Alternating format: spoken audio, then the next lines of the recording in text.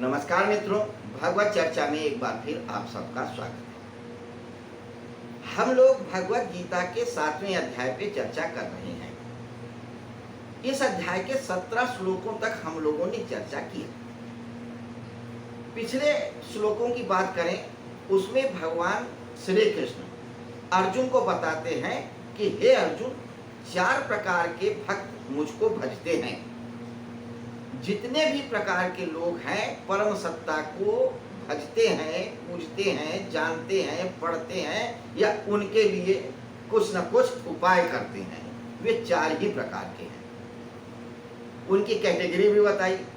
पहले अर्थार्थी, जो कोई ना कोई वस्तु चाहते हैं, सांसारिक, चाहे मान हो, सम्मान हो, धन हो, दौलत हो, कुछ भी अर्थार्थी उन्हें चाहिए बदले में, भक्ति के बदले कुछ उनको चाहिए। दूसरे आर्त, जिन्हें अपने कष्टों से मुक्ति चाहिए और कुछ नहीं चाहिए। जान पे बनी है, जान मेरी बच जाए, मेरा सम्मान जा रहा है, सम्मान बच जाए, अपने कष्टों से निजात चाहते हैं। आर्त, जो दुखी हैं, अपने दुखों से निवृत्ति चाहते हैं। तीसरे वे जो जिज्ञासु हैं, जिन्हें न सुख से मतलब है, न दुख से मतलब है, किसी चीज से गरज नहीं, सिर्फ और सिर्फ उन्हें परम सत्य को जानना है कि वो कैसा है, साकार है, निराकार है, अच्छा है, बुरा है नहीं है तो कैसा है, क्या रंग है, क्या रूप है, तो परम सत्य के बारे में जानना ही उनका ध्येय है। जिज्ञासु, जिज्ञासा है। चौथे हैं ज्ञानी, जो भक्त हैं। यहाँ ज्ञानी का अर्थ जानने से नहीं है, यहाँ भक्त से अर्थ है, जो उस परम सत्ता को, उस ईश्वर को भजता है, उसे सिर्फ उस ईश्वर से मतलब है, उसका सानिध्य होना चाहिए। चाहे वो अच्छा करे तो, बुरा करे तो, कुछ दे तो, कुछ ना दे तो, सिर्फ और सिर्फ उसे भक्ति से मतलब है, उसे अपने भगवान से मतलब है, अपने आराध्य से मतलब होता है। ऐसे भक्त को ज्ञानी कह रहे हैं, प्रेमी कह रहे हैं।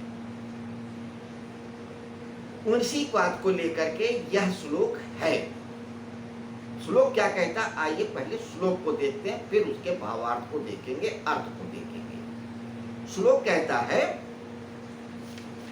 उदारा सर्व एवैते ज्ञानी त्वात्मे मे मतम आस्ता साहि युक्तात्मा मावे वा अनुत्तमम मे मत गतिम। अर्थात उदारा सर्वेवती, सभी उदार हैं, यानी कि 4 प्रकार के जो भक्त हैं वे सभी उदार हैं। चाहे अर्थार्थी हो, आर्थ हो, जिज्ञासु हो, ज्ञानी हो, सभी उदार हैं। मैं किसी को ये नहीं कहता कि कोई कम श्रेष्ठ है, कोई ज्यादा श्रेष्ठ है। उदारा सर्व एवैति ज्ञानी त्वात्मय मे मतम। लेकिन जो ज्ञानी का मत है वो मेरा ही मत है। जो ज्ञानी कह रहा है वो मैं ही कह रहा हूँ। ज्ञानी जो है वो मैं ही हूँ, मुझ में और ज्ञानी में कोई अंतर नहीं है। ज्ञानी में मतम, ज्ञानी का मत मेरा ही मत है, ज्ञानी का अनुभव मेरा ही अनुभव है, ज्ञानी का स्वरूप मेरा ही ज्ञानी स्वरूप है। तो ज्ञानी त्वात्मय में, ज्ञानी त्वात्मय में मतम आस्था साहि युक्तात्मा मामेवा अंतमम गतिम। जो युक्तात्मा है, जो स्थित है मुझ में, उससे श्रेष्ठ कोई गति नहीं है।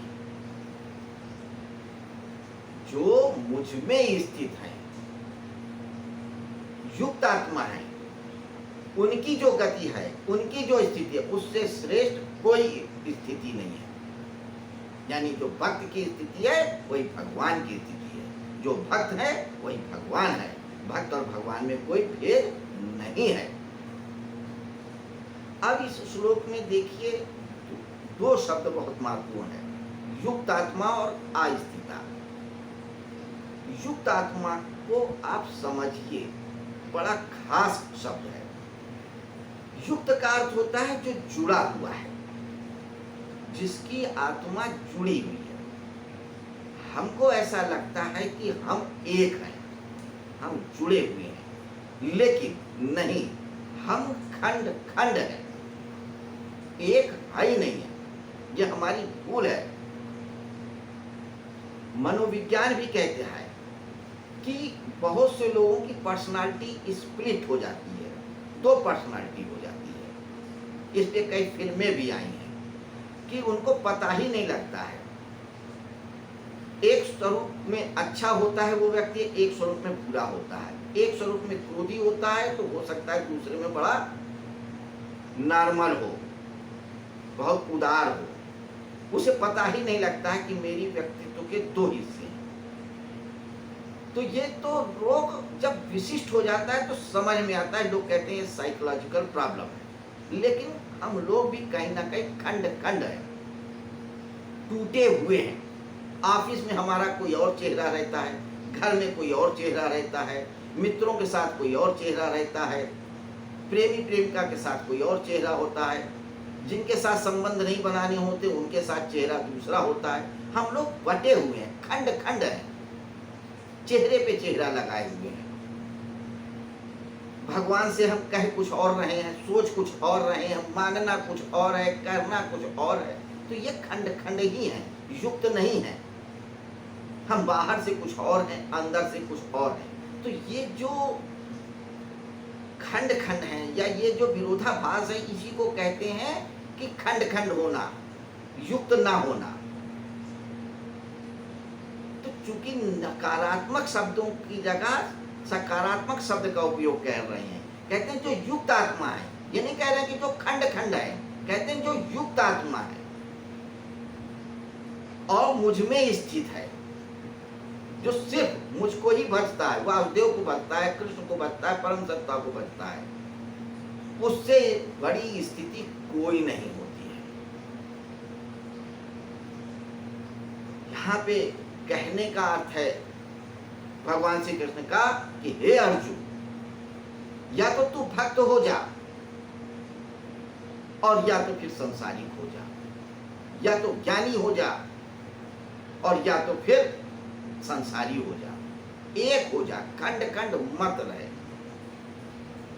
अगर तू भक्त होना है तो फिर मेरे ऊपर ही छोड़ दे, समर्पण कर दे, अपनी बुद्धि मत चला। अगर मैंने कहा है कि युद्ध करना तो करना है, ये मत सोच कि अच्छा है या बुरा है या पाप है या पुण्य, नहीं। तू छोड़, अभी तू खंड खंड है।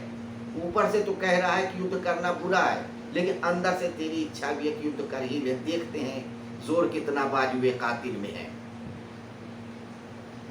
तो यहाँ पे कृष्ण की जो देशना यही है कि हमारे अंदर का जो महाभारत है, जो युद्ध है, जो संशय है, जो विषाद है, ये हमारे व्यक्तित्व के खंडित होने की वजह से, जिस दिन हम अपने अंदर और बाहर को एक कर लेंगे, खुद को जान लेंगे कि मेरा मन क्या कहता है, मेरा तन क्या चाहता है, मेरा तन क्या कहता है, मेरा मन क्या चाहता है, दोनों का एक हो जाए।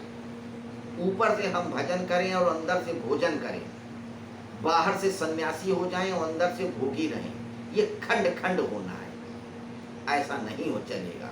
जिस दिन हम एक हो जाएंगे, युक्त आत्मा हो जाएंगे, उस दिन हम स्वयं वासुदेव हो जाएंगे।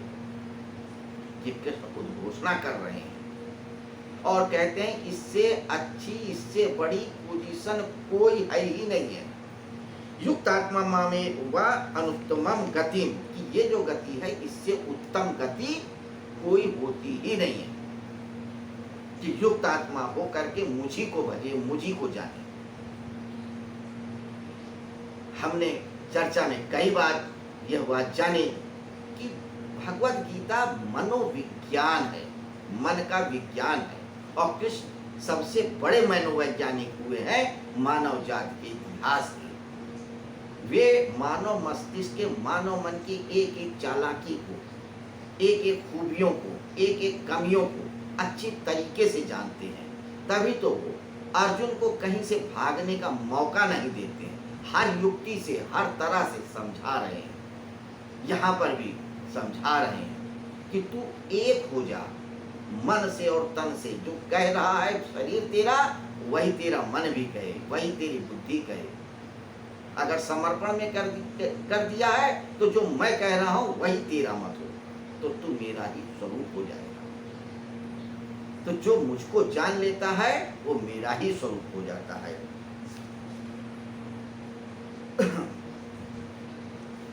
इतनी बड़ी घोषणा कर रहे हैं। हम कुछ भी जान लेते हैं वो नहीं हो पाते। इतिहास पढ़ लेते हैं हम, इतिहास नहीं हो जाते। विज्ञान पढ़ लेते हैं, विज्ञान नहीं हो जाते हैं। लेकिन हम कुछ भी जान लें, हम वो नहीं हो जाते। मगर ईश्वर को जान लें तो ईश्वर ही हो जाते हैं। कितनी सहज और सरल बात है, लेकिन हम जानना ही नहीं चाहते। मित्रों, हमें अपने आप को देखना होगा, अंदर को झांकना होगा, आत्म संयोग करना पड़ेगा, ध्यान में उतरना पड़ेगा।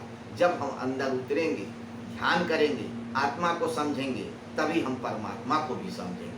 तभी हमारे सारे संशय, सारे विषाद, सारे क्लेश दूर हो जाएंगे। उसके पहले कतई नहीं। तो हमें इस श्लोक से यह समझ में आता है कि हमें अपने आप को भी देखना होगा, परमात्मा को देखने के पहले, कि हम कहीं खंड खंड तो नहीं है। अगर खंड खंड हो करके उस अखंड को भजोगे तो हो सकता है कि दिक्कत आए। मिलेगा, कब मिलेगा, कैसे मिलेगा, इसकी कोई गारंटी नहीं। लाखों जन्मों लग सकते हैं, बहुत समय लग सकता है, बहुत कठिनाई भी हो सकती है। तो सहज और सरल उपाय यही है कि सब कुछ इस ईश्वर के ऊपर छोड़ दो, अपना कुछ भी नहीं रखो, न मन, न बुद्धि, न विचार, न अस्तित्व, न प्रकृति, न इच्छा, न अनिच्छा, सब कुछ ईश्वर को सौंप के समर्पित कर दो। तो ईश्वर अपना स्वरूप स्वयं दिखा देता है और भक्त को स्वयं भगवान ही बना देता है, ऐसा कह रहे हैं। तो मित्रों, ये थी 7वें अध्याय के 18वें श्लोक पे एक छोटी सी चर्चा। आगे हम अगला श्लोक ले लेंगे कल 19वां। फिर देखते हैं कि उसमें कौन सा ज्ञान, कौन सा विज्ञान भगवान श्री कृष्ण अर्जुन को बताते हैं। क्योंकि इस अध्याय का नाम ही है ज्ञान विज्ञान योग। वो ज्ञान, वो विज्ञान जिसको जानने के बाद कोई कुछ भी जानना शेष नहीं रह जाता है।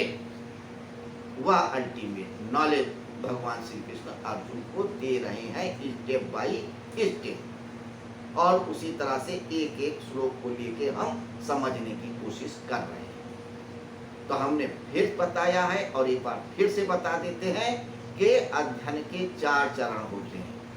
पहला अध्ययन, दूसरा मनन, तीसरा चिंतन, चौथा निधिध्यासन। तो पहला चरण क्या है? अध्ययन करना, यानी पढ़ना, रीडिंग लगाना। तो हम लोग जो कर रहे हैं अभी रीडिंग लगा रहे हैं, अध्ययन कर रहे हैं। लेकिन मनन करना, चिंतन करना, ये आपके स्तर की बात है। आप मनन करें, चिंतन करें, फिर निधिध्यासन करें, अपने जीवन में उतारें। तो देखिए, आप स्वयं परमेश्वर हो जाएंगे, स्वयं वासुदेव हो जाएंगे, स्वयं अखंड हो जाएंगे, स्वयं ईश्वर ही हो जाएंगे। उसी की तरह रसो वैसा, उसी की तरह सच्चिदानंद। तो मित्रों, अब आज की चर्चा को यहीं पे हम समाप्त करते हैं। कल फिर मिलेंगे इसी जगह, इसी वक्त, एक नए श्लोक के साथ। तब तक के लिए प्रणाम।